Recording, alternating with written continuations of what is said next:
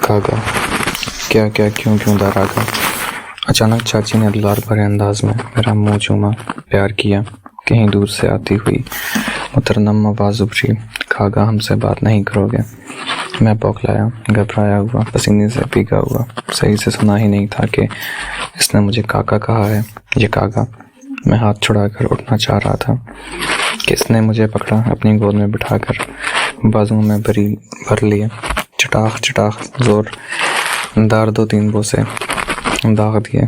बड़ी दिलबरी से बोली, कागा अब भी अगर हमसे बात नहीं करोगे तो यूं ही चूमती रहूंगी। मैं क्या बोलता या क्या कहता, मेरी तो बोलती ही बंद थी।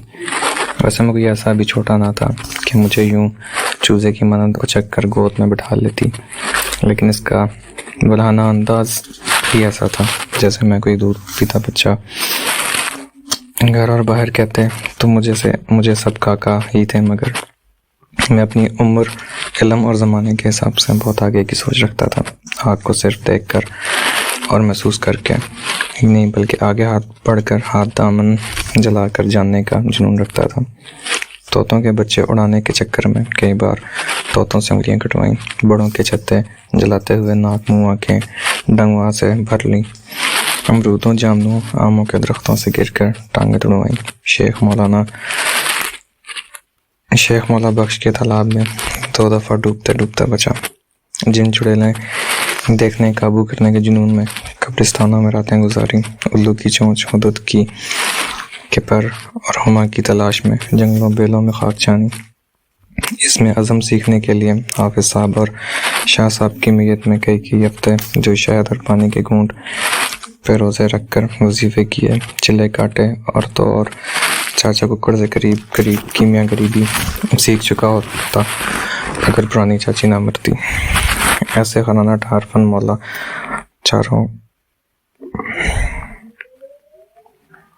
चारा घोंट के खोलचल और जंग बाजार जाहिर बच्चे अगर दूध मलाई से बनी हुई औरत गोद में बिठाए और चूमा चाटी करे तो दोनों का अल्लाह हाफ़िज़ है। मुझे मुसलसल खामोशी और सरामिया सा महसूस करते हुए इसने हिकमत अमली से मेरा मुंह खुलवाने की बड़ी खूबसूरत कोशिश की। कहने लगी, कलमा शरीफ आता है। बिस्मिल्लाह शरीफ पढ़कर मैंने 6 के 6 कलमे पूरी सुना दी। फिर इसने मुझे दुआए कनूत आयतुल कुर्सी सुनी। मैं तो अब शुरू हो चुका था। सामने मुअत्तब खड़े होकर सूरह यासीन भी बगैर किसी गलती या लग़ज़िश के सुना दी। सूरह रहमान शुरू करने से पहले इसने मुझे लपक कर फिर गोद में भर लिया और मेरी अम्मी से साफ कह दिया कि बाबूजी, ये आज से मेरा मुंह बोला बेटा है। इस दिन की आने वाली रात मेरे लिए एक अजायब की बारात ही तो थी। चाची तो जैसे मेरे रोम रोम का किबला सीधा कर गई थी। खुली आंखें, वो सामने बंद आंखों में वो मौजूद, हर पहलू हर करवट वही मुस्कुराती हुई मुस्कान, वही खांसी की कीमतों से मुतरन्नम लहजा, कदरे कदरे हाथों का लदराज, बादलों में तहलील होता हुआ नूरानी सा सरापा, रूह के अंदर दूर तक झांकती हुई आंखें, यखबस्ता बर्फज़ारों में कफूरी धुएं से उभरती डूबती अजीब व गरीब मोहब्बत, ऊंची नीची घाटियों के अंदर बनी हुई अंधेरी गुफाएं, बादलों से उतरते हुए मोहल्लक झूले और उड़ान खटोले, जल्द रंग के प्यालों में ओहदे नब्शी हरे प्याले रंग। सारी रात मैं क्या क्या सोचता रहा और क्या सोया और क्या जागा। अजीब अजीब रंग बिरंगे तमाशे देखता रहा। जिस्म थकावट और बेआरामी से चूर चूर था। आंखों के झरों और अनबसात की परवानी से कभी खुले कभी बंद, मगर दिमाग इसके तमाम सिलसिले जैसे जश्न जुनून मना रहे हों। ऐसी चकाचौंध में सुबह का सबके आसार हुए तो मैं उठ कर बैठा कोठे पे दीवार के साथ साथ। काफ़ी देर टहलता रहा। टहलते ऐसे ही सुराख से चाचा कक्कड़ के घर की जानब झांका तो सहन में तख्त पोश पे सफ़ेद लिबास में मलबूस चाची शायद नवाफिल पढ़ रही थी। इतनी दूर से वो मुझे कोई खैर मराई अफाकी मखलूक दिखाई दी जो सुबह दम ज़मीन पे उतर आई हो। मेरी जलती हुई आंखों पर जैसा किसी ने कफूर की डली रख दी हो। जिस्म जैसे जाग पड़ा और तमाम दकन दूर होगी। इलाही, ये चाची क्या चीज़ है, इसने तो मुझे हिला कर रख दिया। मेरे बातन के अंदर कोई चीज़ इसे पुकार रही है, जैसे कोई पुरानी शनासाई हो, कहीं कोई सासांजा हो, कोई बाहमी रब्त हो। सोचते सोचते मेरा माथा तपने लगा, हल्की सी खांसी की आवाज़ उभरी।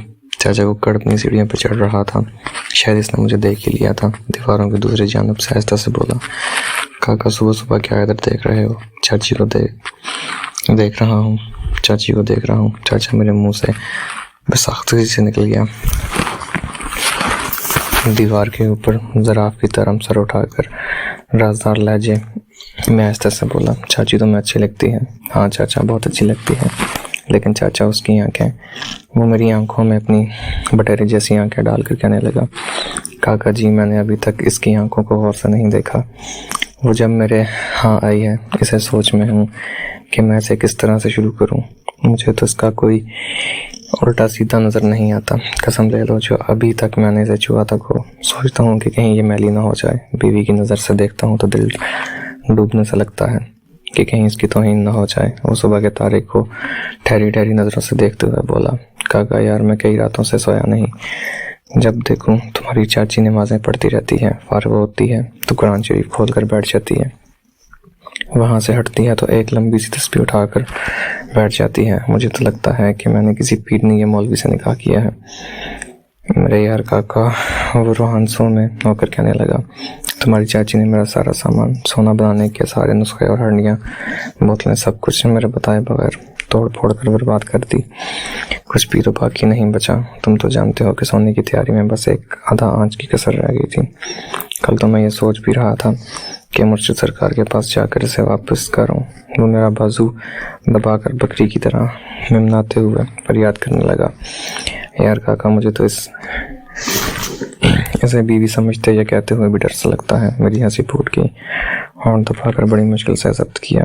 कुछ कहने ही वाला था कि नीचे से चाची ऊपर चढ़ती हुई दिखाई दी। चाची ऊपर क्या चढ़ रही थी कि क़यामत जो बामे बला की जानिब मराजत कर रही थी। किसी ज़ौराने का आईना बदन का शौक दीद में कोठे पे चढ़ना और किसी जवान रेना का जुल्म उल्फत व गैरत में सूली पे चढ़ना अपने मकाम में बड़ा मज़ा देते हैं।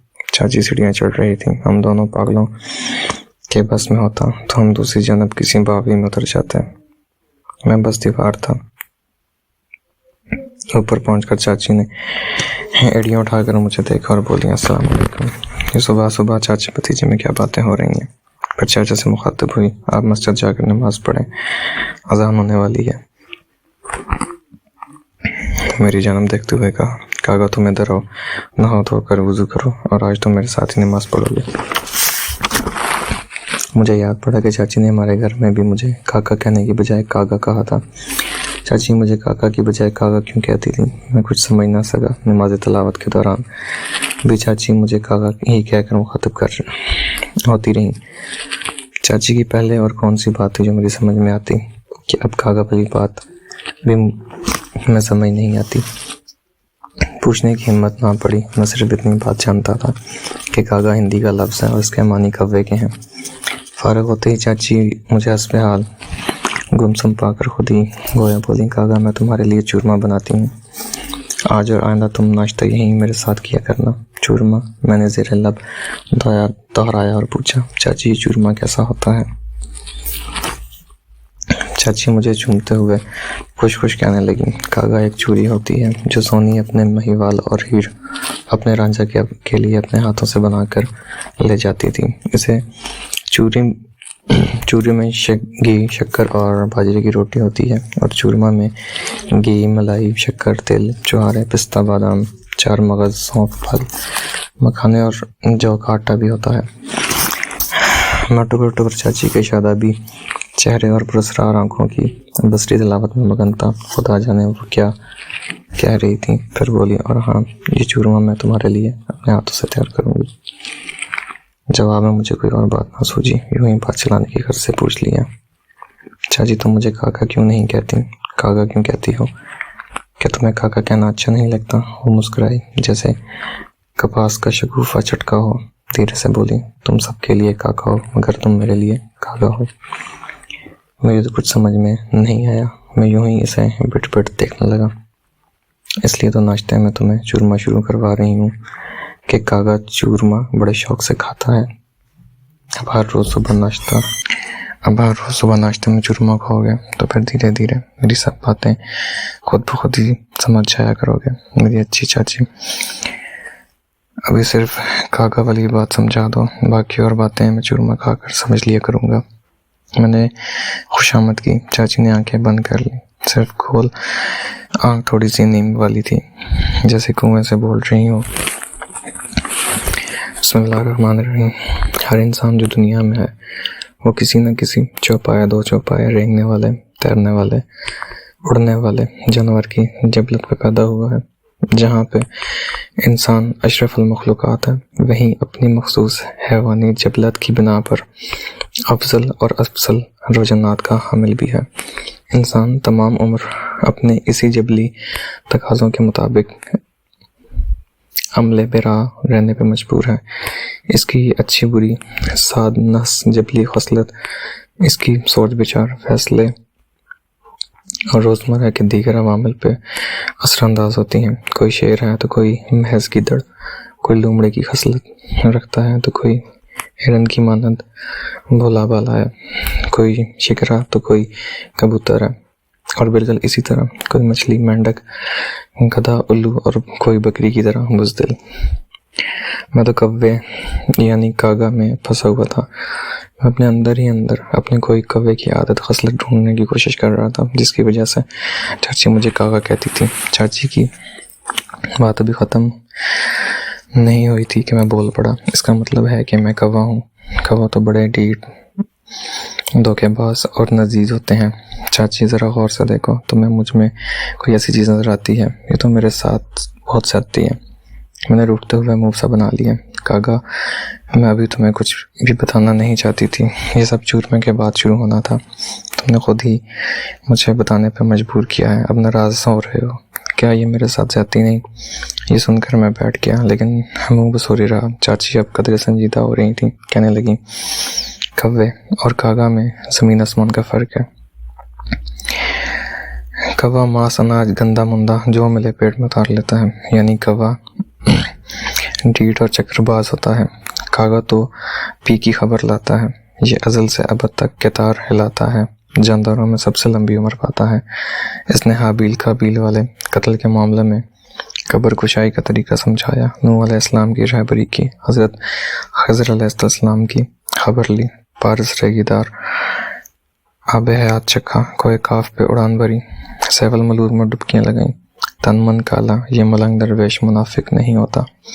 मेरे बाबा ने मुझे नसीहत की कि कागा, कबूतर और कुत्ता जहाँ मिले, इन्हें जहाँ भी पाओ, इन्हें तकरीम दो। अगर इनकी सिर्फ एक एक खूबी खसलत भी अपना लो तो तुम्हारे पाँव संगे पार्स, वफा, हया, इसकी रज़ा, अदा, सब्र, सादिक, तवक्कुल, तकवा, कामिल, निगाह की मियाँ।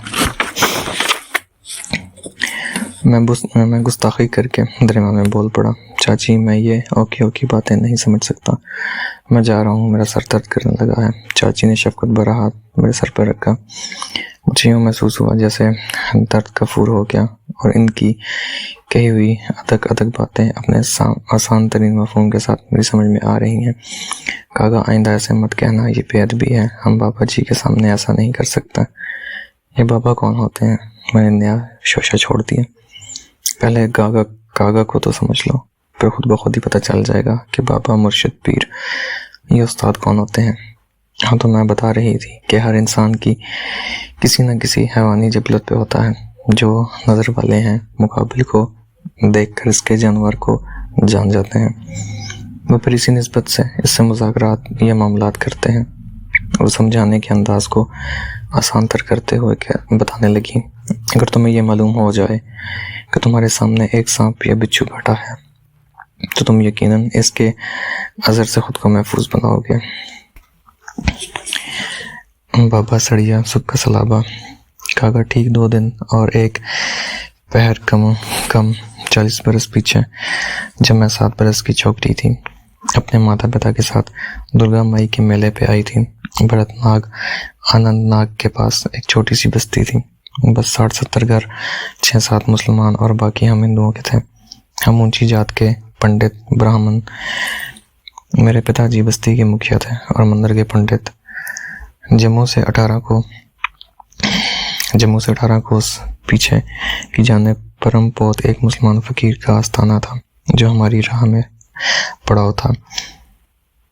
हमारा परिवार एक बैलगाड़ी पे सवार था। पहाड़ी इलाकों में शाम उतरते ही अंधेरा छा जाता है। सर्दी या बारिश हो जाए तो धुंध भी गहरी चादर तान लेती है और हाथ को हाथ भी सुझाई नहीं देता। आड़े टेढ़े ऊंचे नीचे पहाड़ी रास्तों पे सफर जारी रखना मुश्किल ही नहीं नामुमकिन हो जाता है। मैं तो मैया की गोद में लिपटी सो रही थी। अचानक अंधेरे में बैल किसी चीज को देखकर भटक गया। सर पर जो भागा तो आगे मोड़ पे सीधा गहरी खाई में गाड़ी समेत गिर गया। माता पिताजी और गाड़ी वाला बैल समेत सब जहाँ भाग हुए। मट्टी के तेल की लालटेनें जो गाड़ी के घास फूस पर उलट गई थी। सुबह दिन चढ़ते जब सड़क पे आमदोरफ्त शुरू हुई तो लोगों को आधा बैल जला हुआ और 3 मंचों की जली हुई हड्डियां मिली। न किसी को खबर कि ये कौन लोग थे, कहाँ से और किधर जा रहे थे। जाने जाए वकू से मुश्किल 3-4 फर्लांग पर एक फकीर ने अपने बिल्के को हुक्म दिया कि फौरन साड़ी बाड़ी के मोड़ पे जाओ। वहाँ चीड़ की झाड़ में एक कबूतरी उलझी पड़ी है, इसे बाहिफाजत उतार लाओ। चाची यहाँ तक कहकर खामोश हो गई। मैं एक जामदो साकत पुतले की तरह बगैर पलकें झपकाए से देख रहा था। पूरे वाक़े की फिल्म मेरे सामने चल रही थी, बल्कि यह तक महसूस हो रहा था कि मैं खुद भी इस बैलगाड़ी में सवार था। गिरते से मैं खुद भी दरख्त की झाड़ में उलझ गया था। जलते हुए बेबस जिंदा इंसान, इनकी आहो पका बैल का डगराना, पत्थरों से सर फोड़ना और हड्डियों और गाड़ियों की लकड़ियों का टाख टाख पटाख चाड़ चड़क के जलने की आवाज़।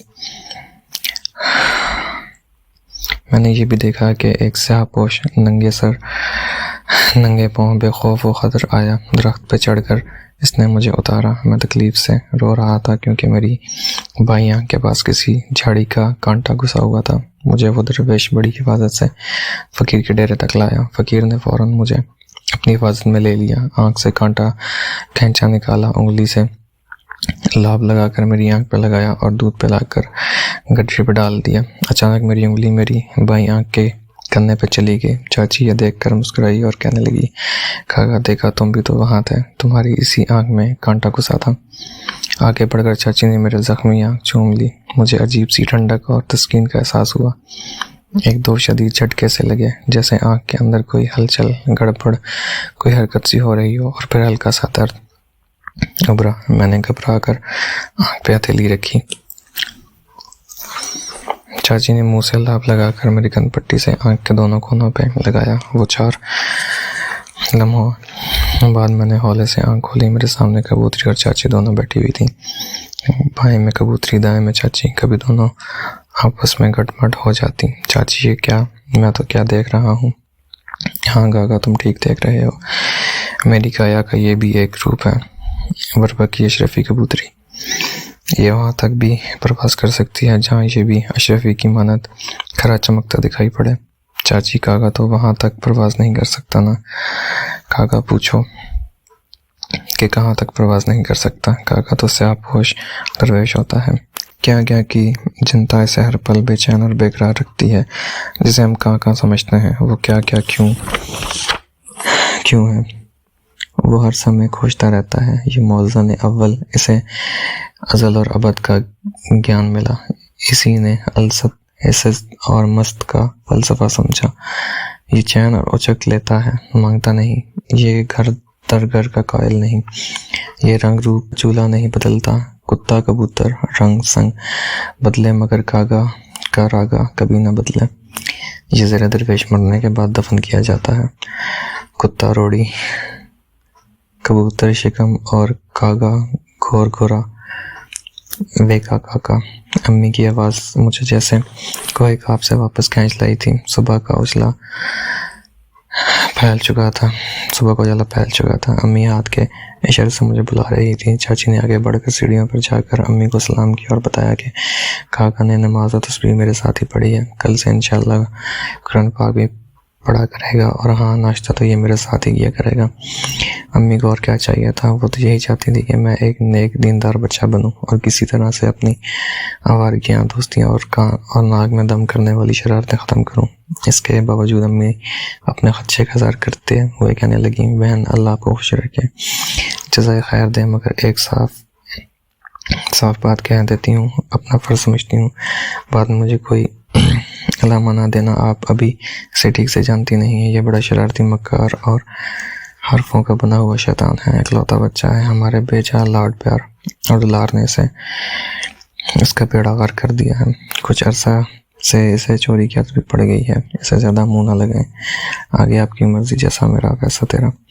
चाची ने बात हंसी में डालते हुए कहा, भाभी जी इस उम्र में बच्चे ऐसे ही होते हैं।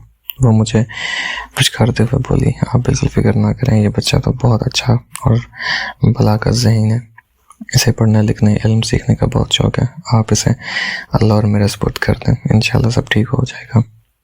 तुम्हारी ज़ुबान मुबारक हो बहन, अल्लाह करे ऐसा ही हो।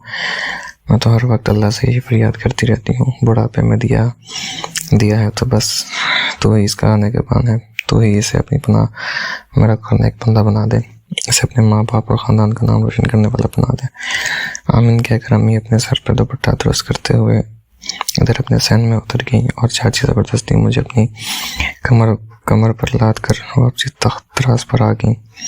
मैं किस्मसा कर सामने बैठ गया, नज़रें झुकाकर बोला, चाची तुमने अम्मी से सुन लिया कि मैं कैसा हूँ और क्या हूँ। और चाची ये तुम्हारी बातें ऐसी मैंने कभी किसी से नहीं सुनी। ये किस तरह की बातें हैं जिन्हें सुनकर मुझे महसूस होता है कि मैं ही बातें करता रहूँ, जैसी ज़ाहिर बातें ये सब कुछ मेरे अंदर मौजूद हों। चाची आपके पास ये सब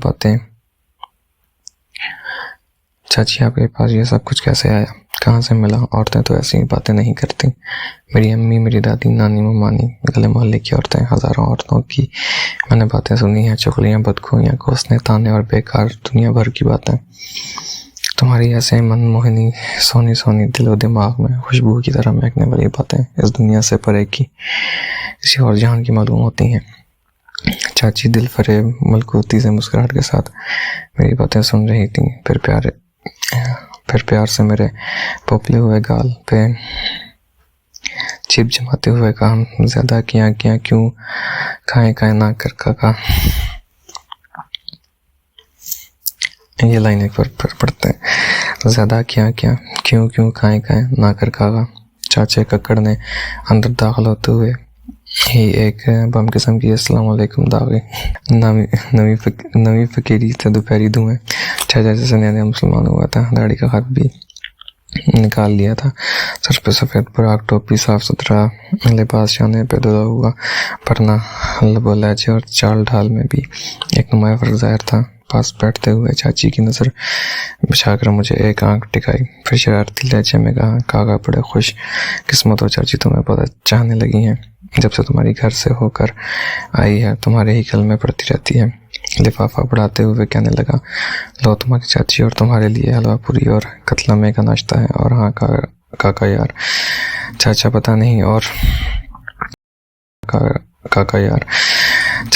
नहीं और क्या कहना चाह रहा था कि मैंने दरमियान ही में टोक दिया। चाचा आइंदा तुम मुझे काका यार नहीं कहोगे, बल्कि बड़े एहतराम से काका जी पुकारोगे और ना मुझे कभी आंख मारोगे। ये बड़ी नामुनासिब बातें हैं। चाचा दीदे फाड़े मुझे खा जाने वाली नजरों से घूर रहा था। ये बात इसके पल्ले नहीं पड़ी थी। सर झटकते हुए बड़े कर्ब से बोला, ये तुम्हें क्या हो गया है काका? काका नहीं काका, मैंने काका पे पूरा जोर देते हुए तहसीस की।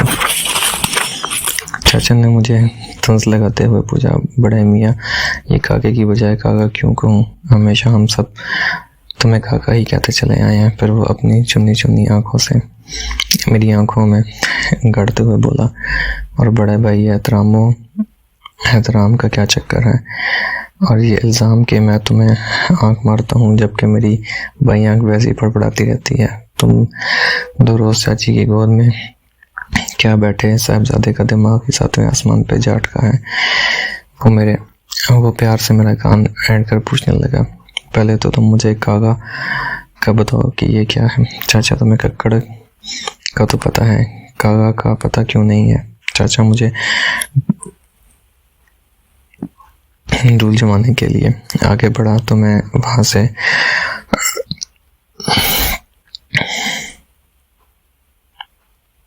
चाचा मुझे धूल जमाने के लिए आगे बढ़ा तो मैं वहां से उड़नचू हो चुका था। चाची तो इस घर में जैसे लक्ष्मी और रुक्मणी की छाया लेकर आई थी।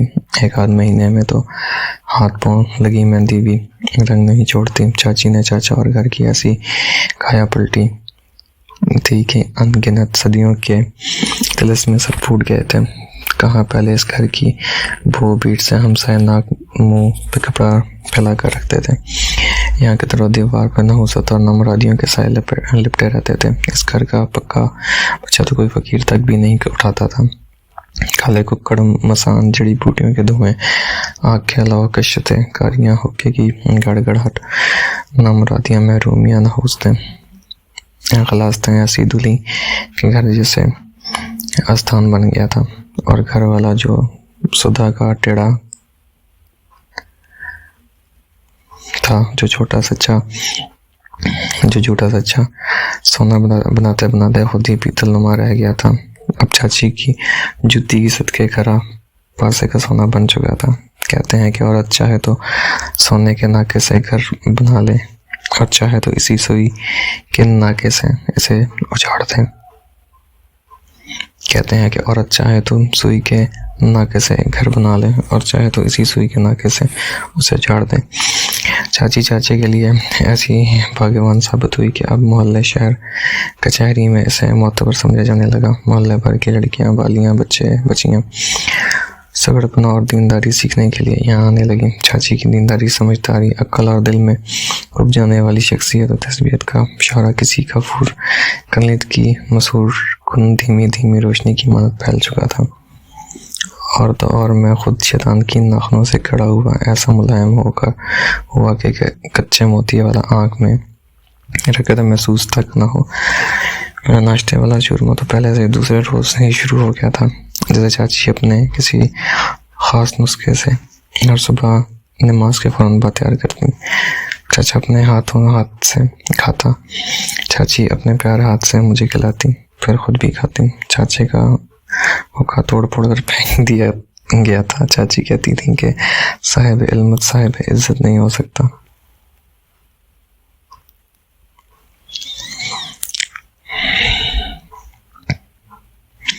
चूरमे का असर चाची की शख्सियत का हजरत के चाचे ने 50-60 साल का लगा हुक्का छोड़ दिया। शतरंज और ताश की बैठकें भी ख़त्म हो गई। चाचे का सोना बनाने का जुनून भी एक अजीब वाक़या सा छूटा। ये तो मैं पहले ही बता चुका हूँ कि हमारी पहली चाची सांप के काटने से फौत हो गई थी और चाचा ने इस साने का कोई ख़ास असर भी नहीं लिया था। बच्चा न कोई बालका जिसकी परवरिश की फिक्र होती। चाचा चाची दोनों ही लंडरेर थे। अपने मुर्शिद के पास नुआए शहर जम्मू पहुंच गया। मुर्शिद जानते थे कि इसने सोना बनाने की ठरक में अपनी सारी ज़िंदगी बर्बाद कर दी है। चाचा कई रोज़ मुर्शिद के कदमों को पकड़कर बैठे रहा। खुदा जाने मुर्शिद के मन में क्या आई। लहरा के बोले, मूर्ख बोल, अब क्या चाहता है? 2 तोला अनाज तेरे पेट के लिए काफ़ी नहीं है, ढेरों सोना चाटेगा। पीतल सुख दे तो सोने की खोजन किस कारण? अपनी बालकी चच्ची को बुलाया। बैठे बैठे 2 बोल पढ़वा दिए और चाचा से बोले कि ले सोने की कान ले जा, अब तुझे बेसूद सोना बनाने का कष्ट नहीं करना पड़ेगा। फिर चाची के सर पे हाथ रख कर कहने लगे, कबूतरी जा ऊँट के कोहान पे बैठ जा। चाचा चाची को साथ लेकर चुपचाप चला आया। एक बीवी के जाने और दूसरी बीवी के आने पे कहीं भी तो इसने अपनी किसी रद्द अमल का इज़हार नहीं किया था। न गम न खुशी। शायद चाचा का मिजाज या तब तबीयत ऐसी नहीं थी। चाचे घर या कबाड़ खाने में पहुंचकर चाची ने हर वो चीज़ तल्फ कर दी जो इसकी समझ में बेकार थी। या उस चीज़ का तल्फ करना इसके लिए ज़रूरी हो गया था। चाहे मुर्गे मुर्गियाँ चूज़े अंडेरे शेर चीते की खालें खोपड़ियाँ उल्लू की चोंचें हाथी के दांत पत्थर के खड़ल जड़ी बूटियाँ मिट्टी पत्थर की खाटलियाँ, कस्टोल की बोतलें, बर्नियाँ, चांदी की तांबे के टुकड़े, ये सब अलम गलम इकट्ठा करके मोहल्ले के मेहतर को बख्श दिया। चाचा चुपचाप खड़ा गाड़ लुटने का तमाशा देखता रहा। न कोई शिकन माथे पे उभरी और न कोई शुद्धा मुंह से निकला। चाचा को हुक्का बुक्का खामोश देखकर चाची ने कहा, सोना बनाने के लिए ऐसे काट कबाड़ की हाजत नहीं होती, सिर्फ निगाह की जरूरत होती है। चाची की समझ में ये बारीक बात ना आई। मुंह उठाए अपनी अजूबा सी पुरस्कार बीवी को तकता रहा, जिसकी 28 बरस इसकी मुश्किल ने तरबियत की थी, जो वही कश्मीरी ब्राह्मणजादी थी जिसके माँ बाप हादसे का शिकार हो चुके थे, जो बरबकी अशरफी कबूतरी का पैरान थी। चाची को कोई जवाब ना मिला तो वो फिर बोली, सोना पड़ा रहे तो मिट्टी है, बन जाए तो सिंगाड़, पेट पड़े तो रोटी। सूखी रोटी का एक टुकड़ा सोने के पहाड़ पे भारी है। अगर भूख सच्ची हो, सोने की सल्तनत एक सांस के सामने कोई हैसियत नहीं रखती।